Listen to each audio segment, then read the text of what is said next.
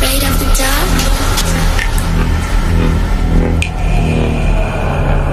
Are you scared? Hai semua, welcome back to my channel. Okay, so tadi aku beli top up dekat 7E, top up hotlink lah. So aku nampak dekat dia punya belakang tu ada jual pot. So aku tanya, oh dekat 7E pun sekarang dah ada jual pot ni. Lepas tu adik tu dia cakap ada lah. Lepas tu aku belek-belek lah, aku tengok kan.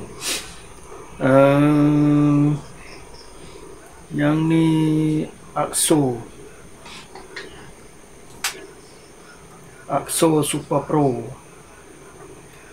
Dia macam ni. So aku beli lah kan. So aku ingatkan dia macam yang biasa punya pot biasa ni kan. Tapi bila aku dah buka, aku sedut-sedut, tak boleh. So aku try search dekat YouTube. Oh rupanya dia kena pakai dia punya device dia baru boleh sedut. Tapi bau dia okey lah, sebab aku memang minat mango harum manis. Kalau macam flavor lain aku tak boleh go lah kan. Kalau macam buah pun aku suka durian, tapi kalau pot aku durian aku tak pernah try lagi. Tapi memang kalau macam buah memang aku minat mango harum manis. Lepas tu mula-mula lah member aku yang dia ajar hisap pot ni. Mula-mula dia bagi flavor grape. Aku try grape, okay, not bad.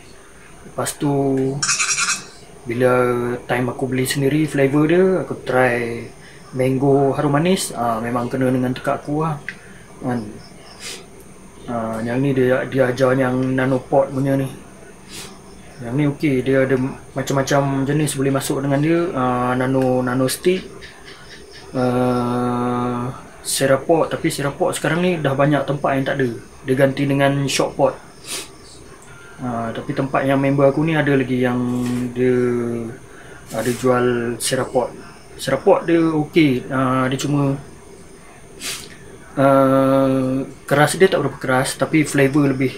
Kalau macam nano stick, flavor kurang, keras kurang. Kalau yang jenis-jenis lain tu keras lebih lah, flavor pula lebih. Tapi yang kalau macam Serapot ni kena dengan aku.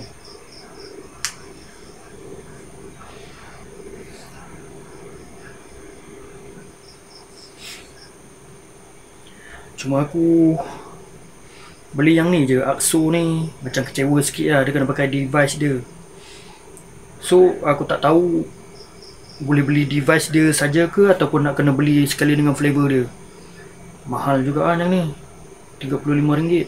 Kalau yang ni masa first aku beli dulu RM12 masa member aku ajar ambil nano stick ni, RM12. Lepas tu sekarang kan cukai dah naik, dia jadi 14. Ada ikut tempat lah, ada yang 15, ada yang lebih, ada yang kurang, ada yang 14. Okay, not bad lah. Kalau jenis yang tak suka yang jenis kena letak kapas tu, lepas tu nak kena adjust dia punya dawai spring apa semua tu kan, okay lah. Jenis macam ni okey lah, jenis pakai buang. Okay, bye. I got so much motherfucking design on. Break it down, bring it back, make it clap. 3 old thoughts, new guap.